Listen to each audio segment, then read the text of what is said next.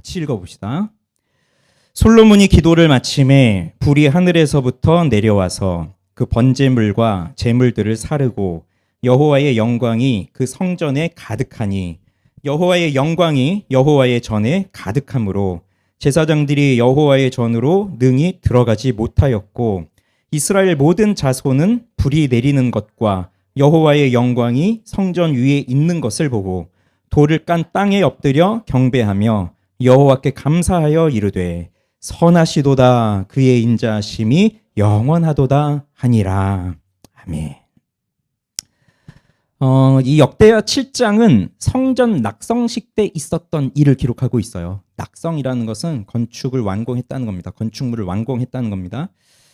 지난주에도 보았죠. 성전이 다 완공되었을 때 여호와의 전에 구름이 가득하게 임하였던 것을 지난주에도 보았고요.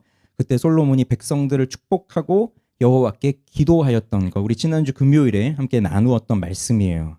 그렇게 솔로몬이 기도하고 나자 놀라운 일이 이 성전에 일어나는데 성전 완공과 함께 일어난 일, 그게 두 가지입니다. 첫째는 여호와의 전에 구름이 가득한 겁니다. 5장 마지막에 나왔었죠. 이 구름이 가득하기 때문에 제사장들이 서서 섬기지를 못하는 그런 상황이 되었어요. 그런데 이스라엘 백성들에게 구름이 임한 것은 생소한 일이 아닙니다.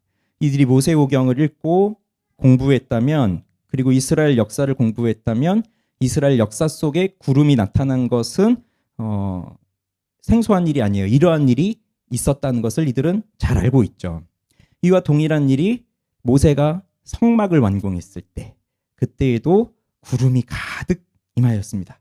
출애굽기 40장 34절 35절 제가 읽어드릴게요. 구름이 회막에 덮이고 여호와의 영광이 성막에 충만하매 모세가 회막에 들어갈 수 없었으니 이는 구름이 회막 위에 덮이고 여호와의 영광이 성막에 충만함이었으며. 그러니 자, 생각해 보십시오. 구름이 가득하게 임하였어요. 그러면 어둡다는 거죠. 구름이 가득 임했으면 어두운 겁니다. 우리 교회가 이쪽이 서쪽입니다. 그래서 그냥 하루 종일 해가 들어와요. 근데 오전에 구름이 잠깐 껴있잖아요. 그러면 해가 직접적으로 들어오지 않으면서 시원해요. 그러다가 오후가 되면서 구름이 쫙 거치잖아요. 그러면 아주 뜨거운 햇빛이 들어와서 이곳이 매우 더워집니다. 그런데 구름이 가득 임했다. 우리 비가 오기 전에 그 구름을 한번 생각해 보세요. 그러면 대낮인데도 캄캄하죠. 그러니 여기 구름이 임했다는 것은 어둡다는 것인데, 근데 팔레스타인의 뜨거운 태양빛을 가려주기 위해서 구름이 임한 것이냐? 단순히 그렇게만 생각해 볼 수는 없어요. 우리는 하나님을 빛이라고 생각을 하죠. 하나님은 어두운 분이 아니라 빛이라고 우리는 생각하잖아요. 그래서 그 하나님의 영광의 빛이 우리 인간들에게 그대로 비춰진다고 생각을 해보십시오. 그러면 우리 인간들이 그 하나님의 영광스러운 빛 앞에서, 그 찬란하게 빛나는 하나님의 그 빛 영광 앞에서 그대로 있을 수가 있을까요?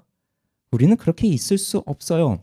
하나님의 영광스러운 빛을 아마 그 앞에 서 있을 수가 없을 거예요. 아마 그런 의미에서 구름이 임했다는 것은 또 하나님의 그 찬란한 영광의 빛을 가려주는 효과도 있었던 것 같아요. 그래서 시내산에서 모세가 하나님께 올라갈 때 여호와가 계시는 흑암으로 들어갔다고 나와 있어요. 출애굽기 20장에 보면. 흑암으로. 이상하잖아요. 밝은 곳으로 갈 것 같은데 흑암 속으로 들어갔대요. 구름이 가득 임하여 있어서 그렇게 가려져 있는 것을 뜻하는 것 같습니다. 어찌 되었든 이 구름은 단순히 뜨거운 빛을 가려주는 역할이 아니라 하나님의 영광을 나타내주는 표징이었어요. 두 번째, 불이 하늘에서 내려옵니다. 불이 하늘에서 내려와서 번제단에 올려놓은 제단에 올려놓은 번제물과 제물을 하늘에서 내려온 불이 다 살라버립니다. 그런데 이것도 이스라엘 역사에서는 생소한 일이 아니에요. 언제 이런 일이 일어났을까요? 성막이 만들어지고 아론을 대제사장으로 세울 때, 그 제사장 위임식을 하고 아론이 첫 제사를 드릴 때, 그때 하늘에서 불이 내려와서 그 제물을 다 불살라버립니다. 그러니 여기 이 불은 사람이 불을 붙여서 제물에다가 불을 붙이는 게 아니라 불을 창조하신 그 창조주 하나님께서 하늘에서 불을 직접 내리신 것이 되는 거예요.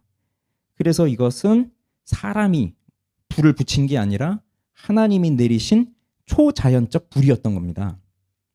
아론이 제사를 드릴 때 그 첫 제사에서 불을 그렇게 내리신 이유는 아론의 제사를 하나님께서 받아주시겠다는 표시였던 거예요.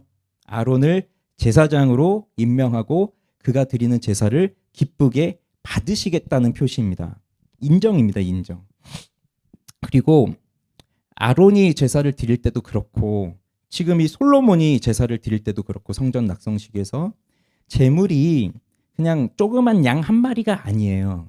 아론이 드릴 때도 송아지, 그다음 백성을 위한 염소, 소, 양 이런 다양한 제물들이 있었고 지금 성전 낙성식 때 솔로몬이 드리는 이 제물은 앞에서 봤었잖아요.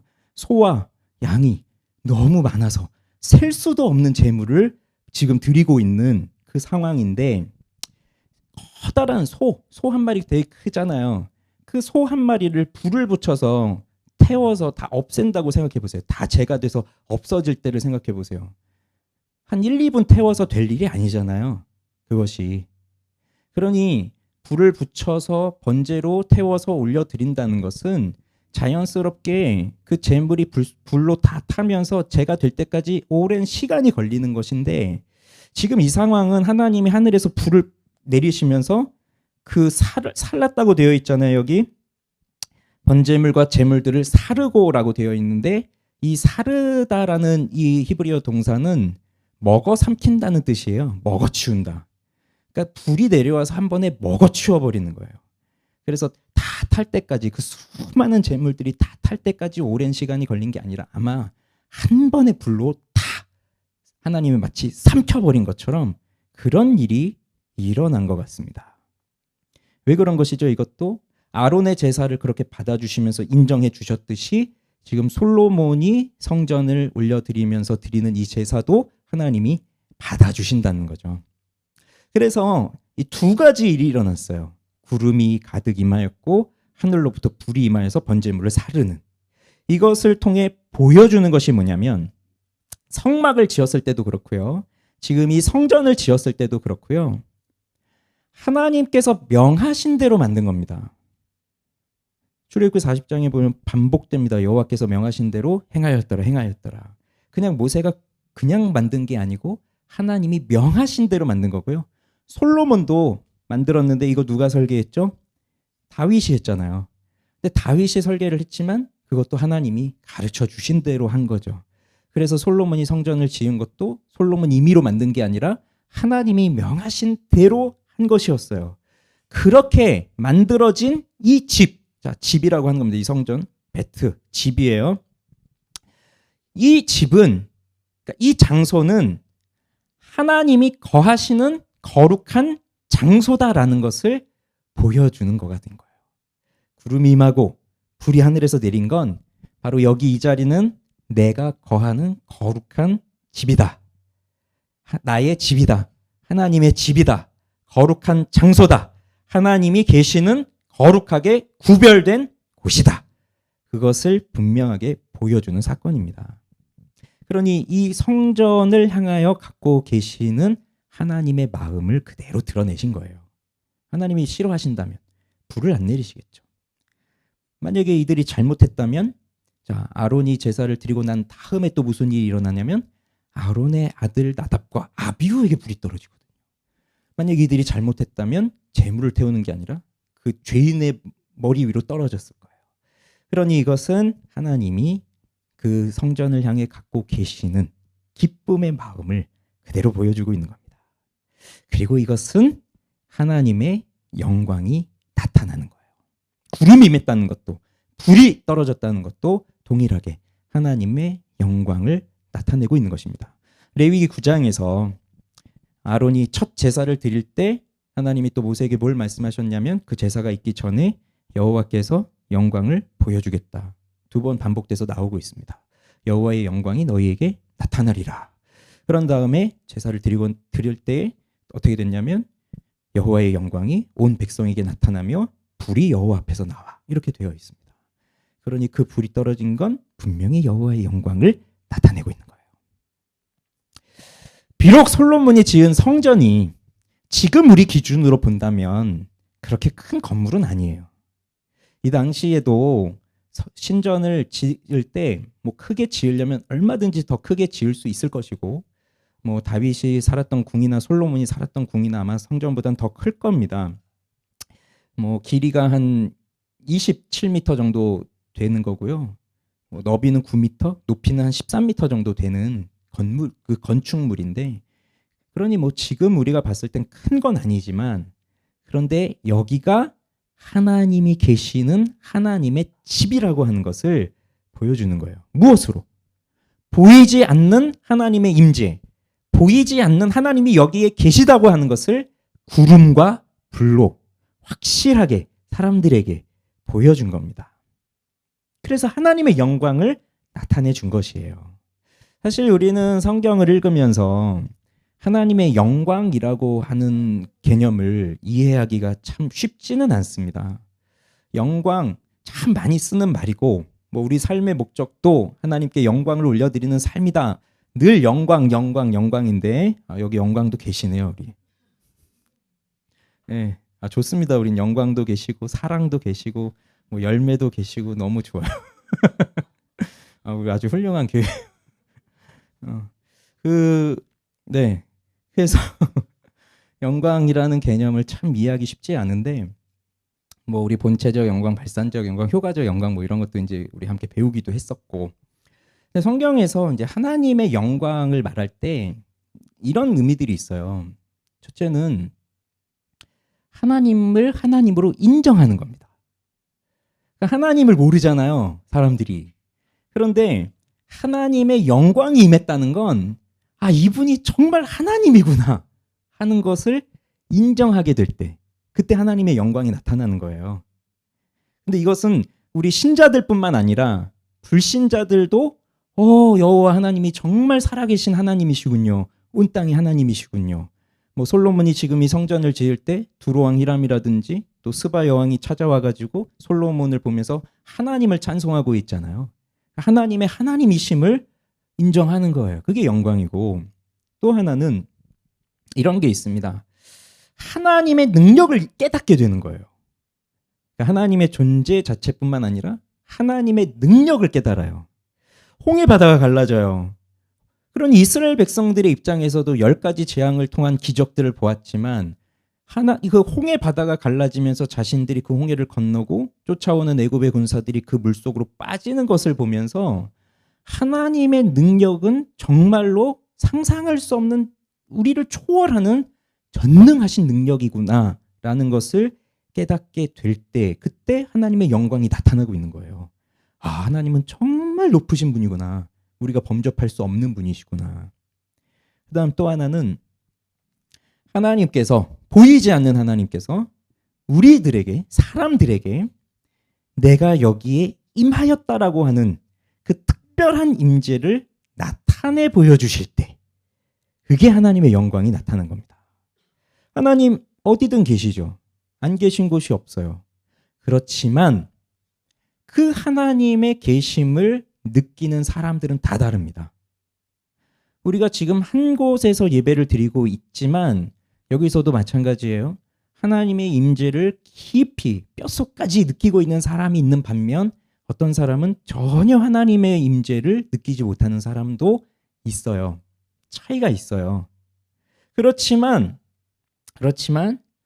어느 특정한 상황 속에서, 어느 특수한 상황 속에서 하나님이 그곳에 있는 모든 사람들이 다 알도록 하나님의 영광을 나타내실 때, 여기 하나님이 임하였구나 하는 것을 모든 사람들이 다 알게 될 때, 그게 하나님의 영광이 나타나는 것인데, 오늘 본문의 모습을 보면 여호와께서 구름으로 임하시고 불을 내리심으로써 모든 사람, 거기에 있는 솔로몬, 제사장들, 모든 회중들이 하나님이 임하셨구나, 여호와가 임하셨구나라는 것을 깨닫고 다 땅에 엎드리잖아요.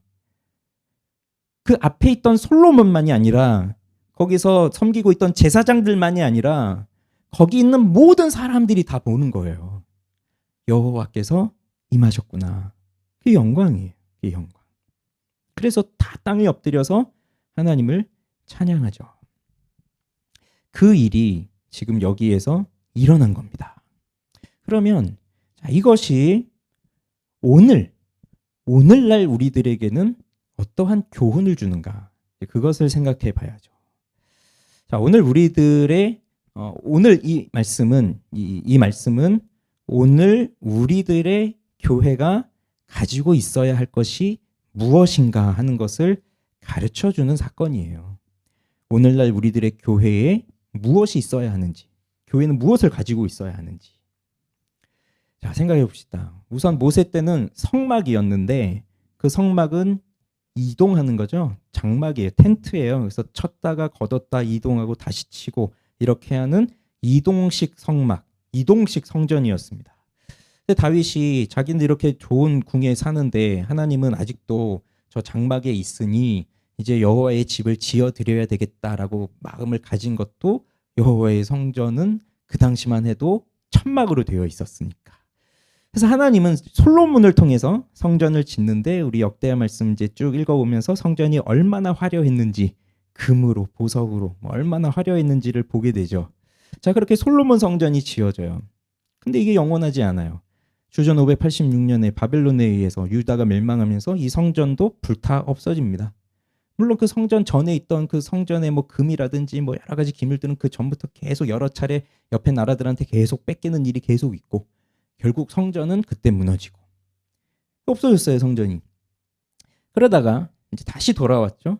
포로기를 끝내고 다시 돌아와서 거기서 이제 두 번째 또 성전을 짓죠. 수룹바벨 성전이라고 하는데 우리 수룹바벨 때 성전을 짓습니다.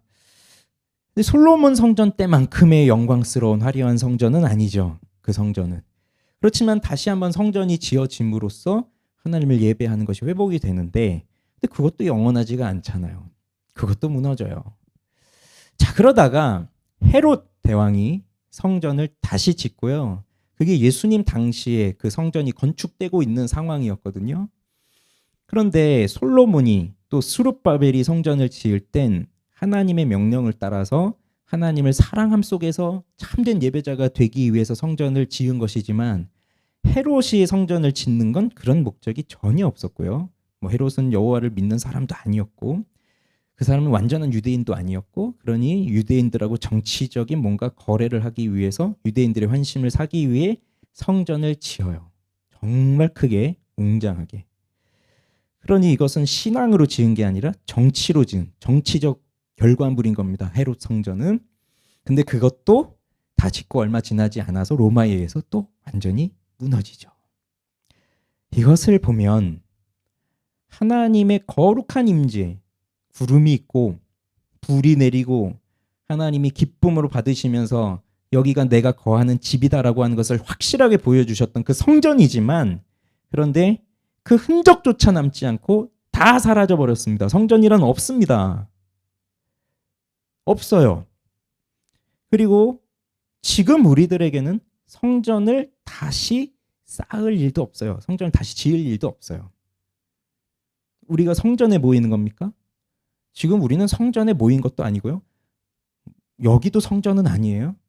우린 성전에 모이는 것도 아니고 우린 성전을 짓는 것도 아니에요. 성전은 없어졌어요. 없어요. 그러면 그 솔로몬의 성전 때와 같이 거룩하게 하나님이 임재하셨던 그 영광스러운 하나님의 나타나심은 어디로 갔을까요? 이제 성전이 사라졌는데 하나님의 영광은 어디로 갔을까요? 그 영광이 이제는 예수님께서 죽으시고 부활하시고 승천하신 후에 성령을 보내주심으로써 임하신 거예요.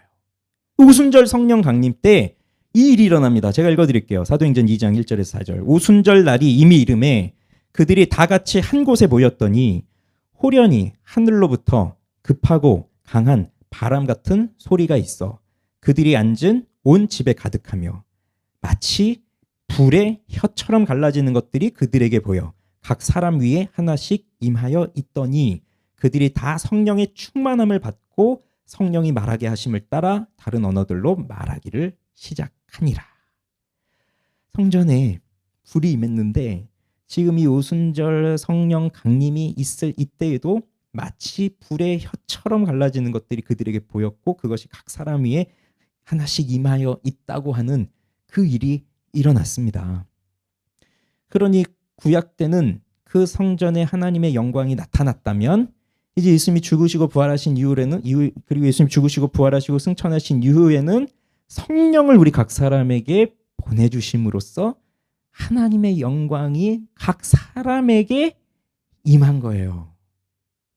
그러니 성전하고 좀 차이가 있다면 성전은 아주 화려하게 지은 거잖아요. 장소적으로 뭐 예루살렘에 딱 그 이미 하나님이 계획하셨던 그 자리에 아브라함이 이삭을 바치고 다윗이 또 거기서 제사를 드리고 했던 그 자리, 모리아산 그 자리에 성전이 세워졌지만 이 오순절 성령 강림이 임하였던 그곳은 이런 성전이 아니었어요.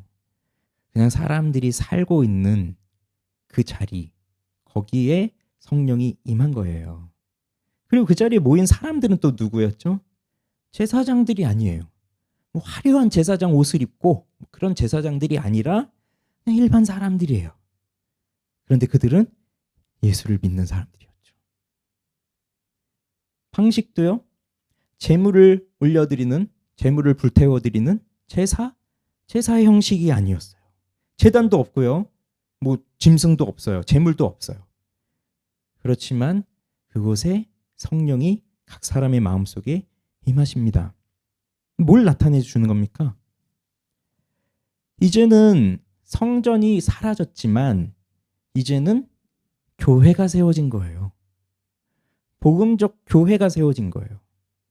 그래서 예수님께서 베드로에게 내가 너 이 반석 위에 교회를 세우겠다고 말씀을 하셨고 그 교회의 열쇠, 천국의 열쇠를 주겠다고 하셨는데 그것은 베드로라고 하는 특정한 어느 한 사람을 가리키는 것이 아니라 베드로와 같이 신앙을 고백하는 자들에게 교회를 세우겠다고 하신 거고요.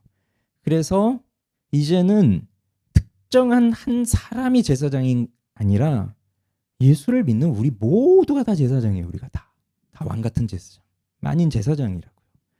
그래서 그 한 사람 한 사람 위에 성령을 부어주심으로써 과거에 그 제단 위에 불이 임하는 것처럼 이제는 우리 한 명 한 명에게 성령의 은혜가, 성령의 불이, 거룩한 하나님의 능력이 우리에게 임하는 거예요. 그렇게 모인 사람들의 모임이 바로 교회가 되는 거죠.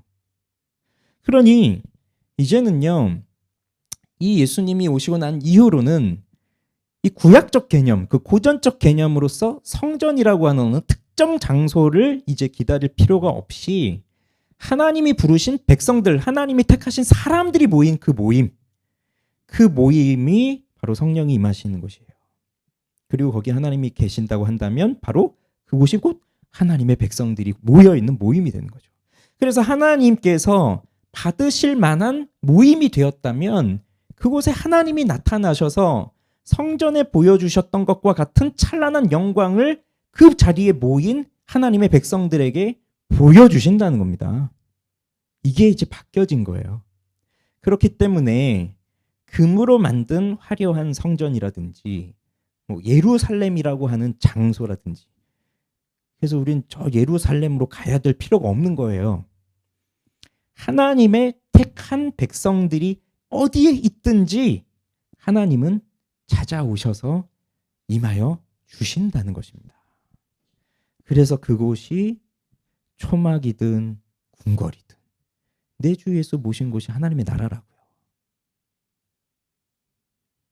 그래서 우리 가운데 하나님이 임하셔서 성령이 임하셔서 하나님이 어떠한 분이신지 하나님의 백성들을 향한 하나님의 뜻이 무엇인지를 가르쳐 주시는 거예요.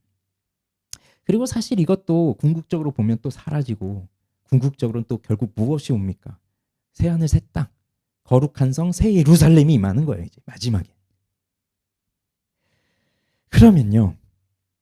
이제 예루살렘에 있던 그 성전이 아니라 하나님이 부르신 한 사람 한 사람 위에 성령이 임하시고 하나님의 영광이 그들에게 나타나는데, 그러면 여호와의 영광이 임하면, 즉 하나님께서 그 사람 위에 임재하시게 되면 무슨 일이 일어날지를 한번 생각해 보죠. 여호와의 영광, 하나님의 임재가 있을 때 어떠한 일이 일어나냐면 우선 자신의 모습을 깨닫게 됩니다. 자신의 모습. 이사야 6장이 이제 그걸 가장 잘 가르쳐주는 본문인데, 이사야 6장 5절에 보면 그때에 내가 말하되 화로다 나여 망하게 되었도다. 나는 입술이 부정한 사람이요 나는 입술이 부정한 백성 중에 거주하면서 만군의 여호와이신 왕을 배웠음이로다. 이렇게 이사야가 그 성전 가득 임하시는 여호와의 영광을 보면서 자신은 입술이 부정한 자라 그렇게 고백을 하고 있는데요.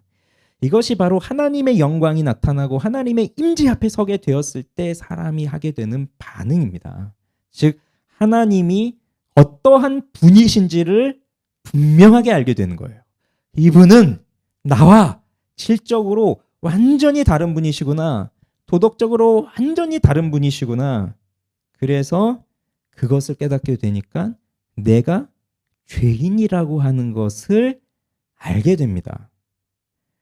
그런데 여기서 내가 죄인이라는 것을 알게 된다는 것은 내가 지금껏 살면서 내가 어떠한 죄를 지었는지 하나씩 그게 생각난다는 게 아니고요.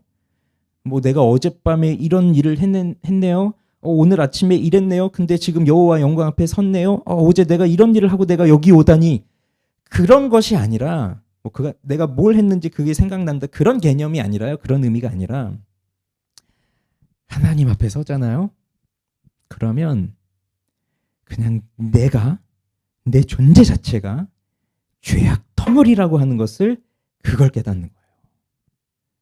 내가 뭘 해서, 내가 어젯밤에 뭘 했고, 내가 어제 뭐 집에서 뭘 했고, 내가 회사에서 어떻게 했고, 사람하고 어떻게 했고, 뭐 내가 이런 법을 어겼고, 그거 하나하나 생각나가지고 죄인이라는 것이 아니라 그냥 내 존재 자체가 죄악 덩어리구나. 그냥 내 존재 자체가. 그러니까 어떤 존재라는 겁니까? 나는 하나님의 심판을 받아 지옥에 떨어져도 마땅한 죄인이다. 여호와의 영광을 만나기 전에는 우리 이런 생각 안 합니다. 그러니까 그럴 때 여호와의 영광을 직접 경험하지 못했을 때 우리의 죄의식은 그냥 내가 알고 있는 선 안에서 내가 이거 어겼네, 내가 이거 못 지켰네, 아유 내가 이것도 못했는데 어떡하지? 그 정도 수준의 죄의식이었고, 그것은 결국 내가 나를 사형으로 이끌 정도의 죄라고 난 생각하지 않기 때문에 심각하지 않아요. 세상에서 아무리 정말 세상 법에서도 사형받아 마땅한 사람들도 심각하게 생각하지 않는다고요. 자기 죄를. 이유가 다 있다고 생각하는 거지. 내가 이런 죄를 저지른 것에 대해서. 그러나 하나님의 영광 앞에 서게 되면 난 지옥에 떨어져 마땅한 죄인이고 지금도 하나님의 심판의 화살이 내 심장을 향해 날아오고 있구나 하는 것을 정말로 깨닫는 것이거든요. 그게 여호와의 영광 앞에 서게 되었을 때 일어나는 일이에요. 그래서 하나님의 영광 앞에 있으면 철저하게 회개하게 되는 겁니다. 회개하게 되는 거예요. 회개. 그렇게 되니까. 내 존재 자체가 죄니까 회개하게 되는 거예요. 그러면서 하나님을 찾습니다. 죄가 발견이 돼서 이제 하나님의 저주와 심판을 받아야 되니까 난 하나님으로부터 멀리 도망가야 되겠구나 하는 것이 아니라 오히려 하나님을 더 찾게 되는 거예요. 이게 여호와의 영광이 임하였을 때 일어나는 놀라운 신비, 놀라운 일이에요. 하나님을 찾아요. 그리고 그 하나님의 영광을 보았잖아요. 그러니 이제는 하나님 말고 다른 것이 보이지 않아요. 그렇지 않아요? 내가 정말 좋은 걸 가지고 있어요. 진짜 좋은 거를. 근데 뭐 이런 거 들고 와가지고 누가 저기서 자랑하고 있어요. 그럼 우린 그런 거 보면서 아이고 뭐 저런 거 가지고 자랑하냐. 난 집에 가면 이게 있는데. 뭐 그렇게 생각하듯이 하나님의 영광을 봤기 때문에 세상에 있는 그 무엇도 그 하나님의 영광하고 견주어서 비교해서 그거보다 더 능가할 것이 없기 때문에 이제는 하나님 영광 말고는 다른 게 보이지 않아요. 이게 놀라운 변화입니다. 하나님 영광 앞에 서면 내 죄, 내 존재를 깨닫고 그러면서 하나님의 존재를 깨닫고 하나님이 어떠한 분이신지, 그런데 거기서 도망가는 게 아니라 철저히 회개하면서 그 하나님의 영광을 보면서 하나님께 나아가는 거예요. 그리고 다른 것이 보이지 않아요. 그래서 바울이 뭐라고 고백해요?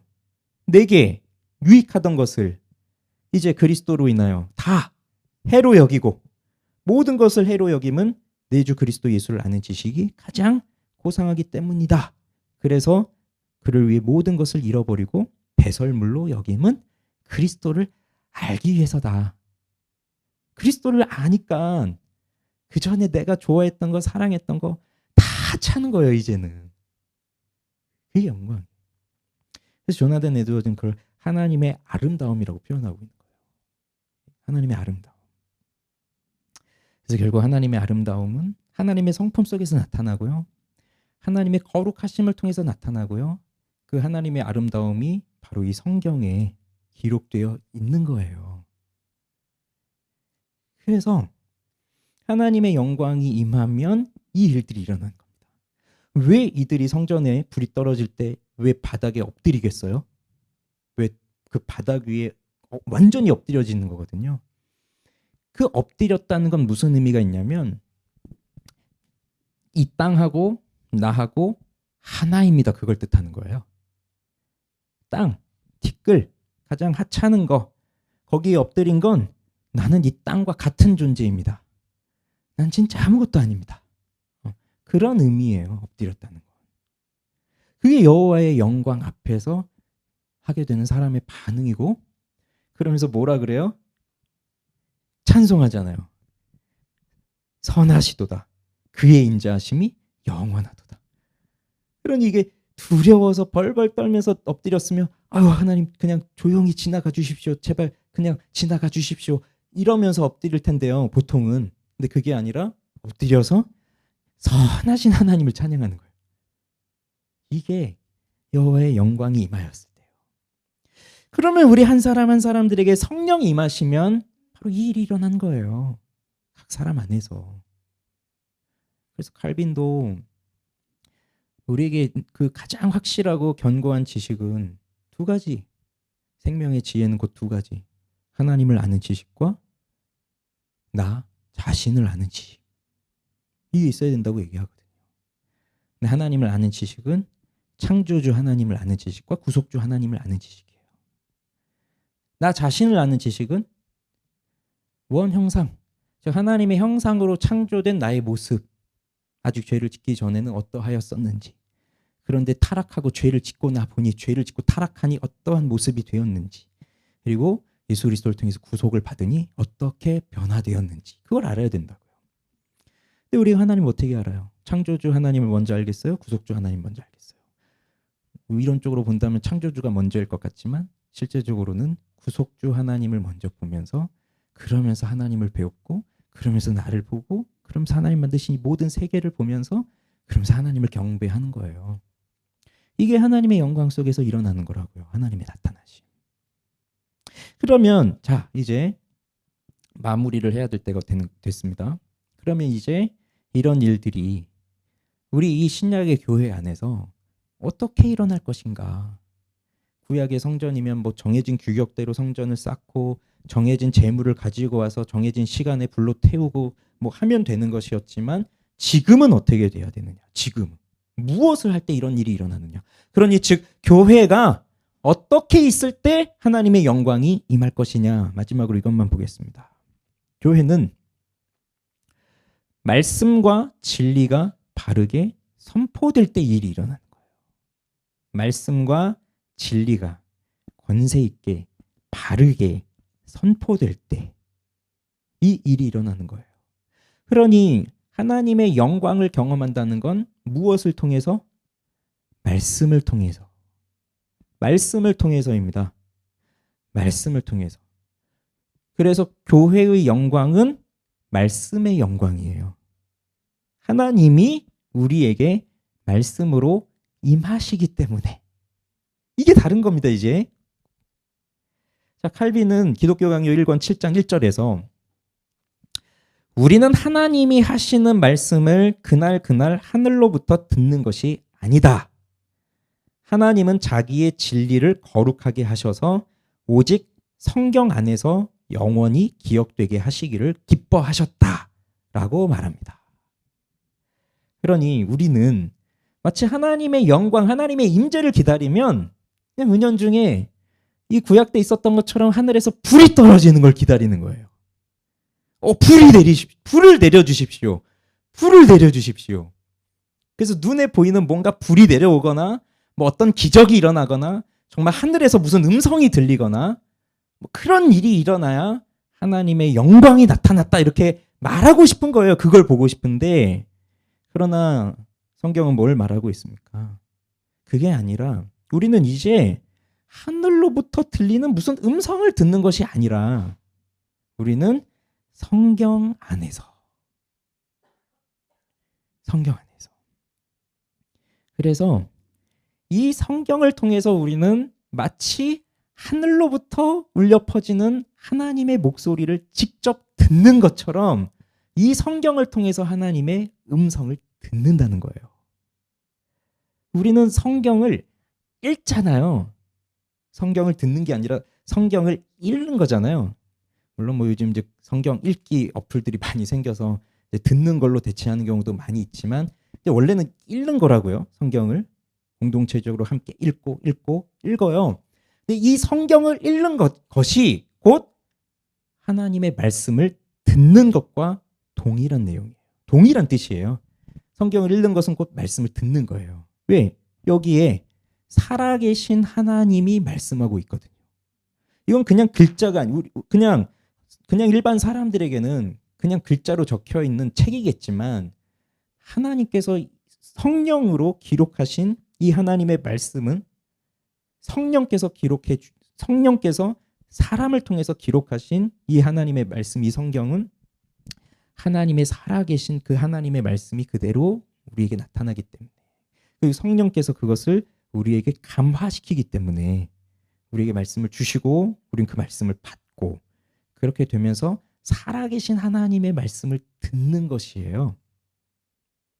그때 하나님의 영광이 우리에게 임한다고요. 그러니 교회의 영광은 제가 자주 말씀드리죠. 사람이 많이 모였다고 해서 영광스러운 것이 아니고요. 교회 건물이 아주 멋지다고 해서 크다고 해서 영광스러운 것이 아니고요. 헌금이 많이 거친다고 해서 영광스러운 것이 아니고요. 방언을 막 하고 그래서 영광스러운 것이 아니고요. 병 고치는 은사들이 많아서 영광스러운 것이 아니고 교회의 진정한 영광은 선포되는 말씀이 하나님의 음성으로 들릴 때 그게 영광이에요. 하나님 그것을 임하시니까 말씀으로. 그래서 교회를 나올 때 어떤 사람에게는 하나님이 정말 계실까? 예수님이 정말 날 위해 죽으셨을까? 이런 것부터 의심하는 사람들도 있고요. 그리고 뭐 이제 그 정도의 믿음은 가졌는데 뭐 내가 죄로 인해서 뭐 내가 영적인 침체에 빠져서 뭐 제대로 내가 살지를 못하니까 하나님이 나 같은 사람에게도 다시 기회를 주실까? 하나님이 나 같은 사람에게도 은혜를 베푸실까? 뭐 이런 의심을 하면서 교회로 온다고요. 왔는데 여기서 하나님의 말씀을 들어요. 하나님의 그 음성을 듣는 거예요. 그럼 그 선포되는 이 메시지 속에는 항상 두 가지가 들어있거든요. 하나는 당신 죄인입니다. 라는 것과 그럼에도 하나님은 당신을 사랑하십니다. 라고 하는 그 두 가지가 항상 말씀 속엔 들어있어요. 이 메시지 속에는. 그래서 당신을 위해 예수님이 죽으셨습니다. 예수를 믿으면 당신은 지금도 하나님이 당신 사랑하시고 당신 오기를 기다리고 계십니다. 이 복음의 메시지가 그 속에 들어있기 때문에 여기 와서 그 말씀을 듣고 성령이 임하시고 성령이 그 말씀을 깨닫게 하시면 의심했던 하나님이 그대로 보이는 겁니다. 의심했던 복음의 능력이 내게 나타나는 거예요. 그게 하나님을 만나는 거예요. 그게 말씀으로 하나님을 경험하는 거예요. 그러니 그냥 지식적으로 뭐 하나 외운 게 아니라 외워서 뭐 하나님을 아는 게 아니라 바로 이 예배 속에 주시는 하나님의 말씀을 통하여서 하나님이 나의 죄를 지적하시고 내가 그 죄를 깨닫고 회개하며 그런데 나의 이러한 모습으로 예수님이 십자가에서 죽으시고 부활하셨다는 것을 굳게 믿으면서 지금도 나를 하나님의 자녀로 삼으셨다는 하나님의 그 큰 사랑을 알게 될 때 그 하나님을 만나는 거라고요.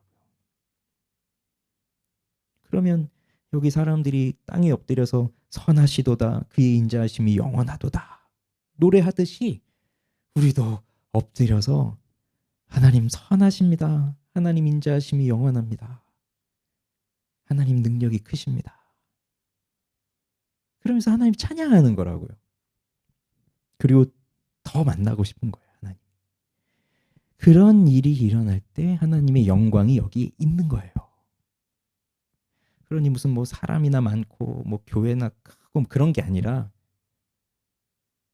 그래서 오늘 우리들이 모인 우리 빛소망 공동체도 우리 교회도요. 이 땅에 한 교회로 서 있습니다. 그리고 제가 요즘에 계속 드는 생각은 또 뭐냐면 우리 여기 시흥시 장곡동만 약 4만 6천 명이 살고 있는데요. 이 장곡동 인구가 4만 6천 명. 근데 평소에 야 교회 참 많구나 이러면서 다녔거든요. 근데 이 4만 6천 명이란 숫자를 생각해 보니까 교회가 너무 없어요. 너무 없어요, 교회가. 교회가 더 개척돼야 되는 거구나, 여기 땅에. 4만 6천 명 다 담아낼 수가 없잖아요. 요즘 자꾸 드는 생각은 기도할 때마다 드는 생각 그거예요. 아, 교회가 많다고 생각했는데 진짜 교회가 없구나. 정말 없구나. 정말 더 교회가 생겨나고 더 세워지고 더 개척되어지고 더 세워지고 해야 되는 거구나. 이런 생각이 자꾸 들어요. 그러니 우리도 뭐 기존에 우리보다 더 앞서 있었던 교회도 그리고 또 새로 생겨날 교회도 다 그렇게 교회들로 세워져 있지만 제각각이잖아요. 어떤 데는 또 크고 역사가 있고 많은 사람들이 있고 또 우리처럼 이제 얼마 되지 않아서 세보니까 벌써 22개월이 됐더라고요. 22개월 차 된 이런 교회도 있고 뭐 이제 막 1년도 안 된 교회도 또 있을 것이고 이렇게 있을 때 비록 뭐 작은 예배당이거나 아니면 큰 예배당이다 상관없어요. 적게 모였든지 많이 모였든지 상관없어요.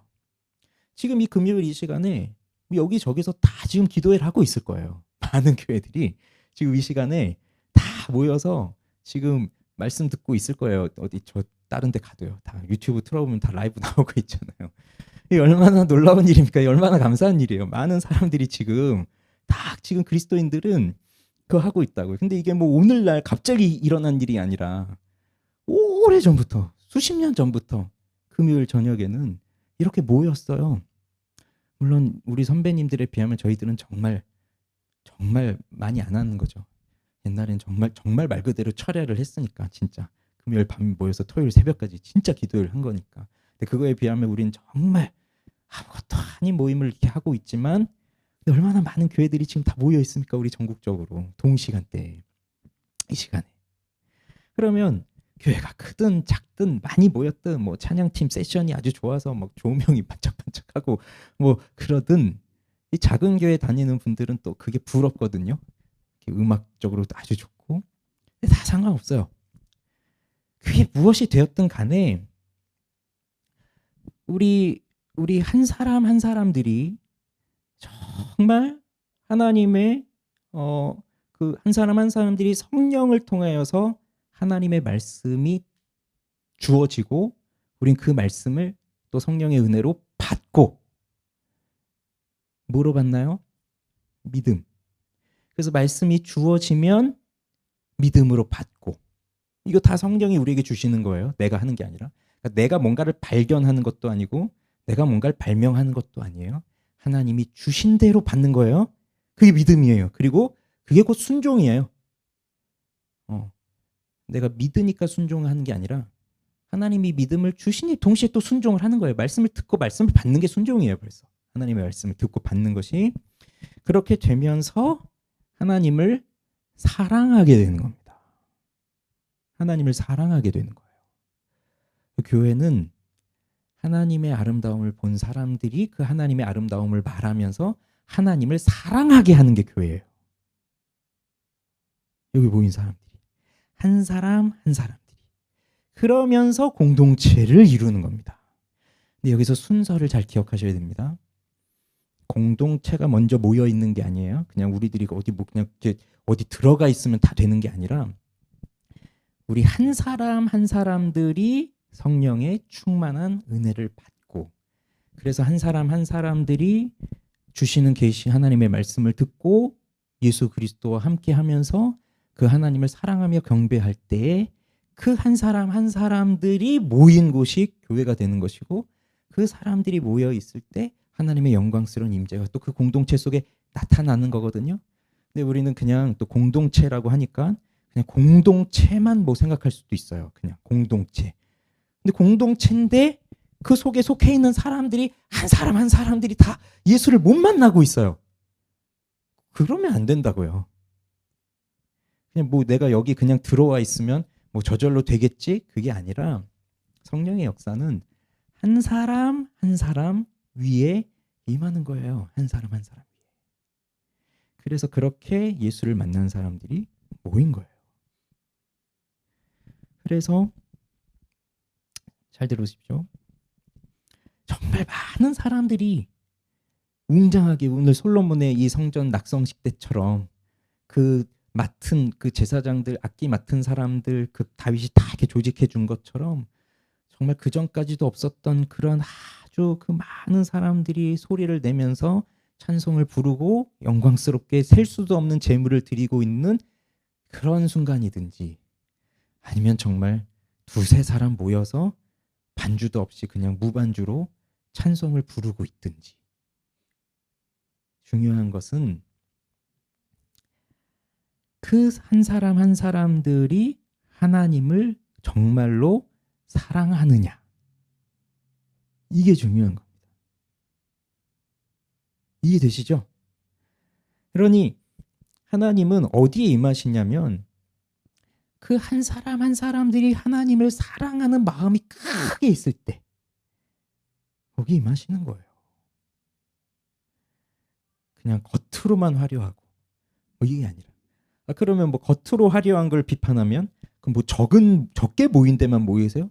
그것도 아니라고요.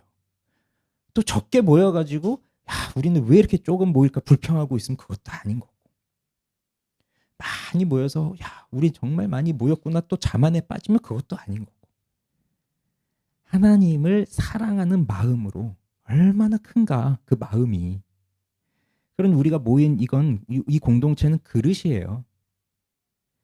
진짜 중요한 건 이 속에서 우리가 무엇을 경험하고 있느냐 이거거든요. 그러면 이제 오늘 이 솔로몬과 이 자리에 모였던 백성들은 뭘 경험했습니까? 하나님의 영광을 직접 경험했잖아요. 그럼 그것이 10년 후에도 20년 후에도 잊혀질까요? 그들은 아마 성전하면 그 모습이 가장 먼저 떠오를 거예요. 하나님이 임했던 그 시간, 그 순간. 그걸 생각하면서 그걸 사모하면서 또 하나님 앞에 나아올 거예요. 우리도 마찬가지입니다. 우리도 여기 교회에 모였는데 이 교회에서 우리가 무엇을 경험하고 있느냐 그것에 따라 또 달라져요.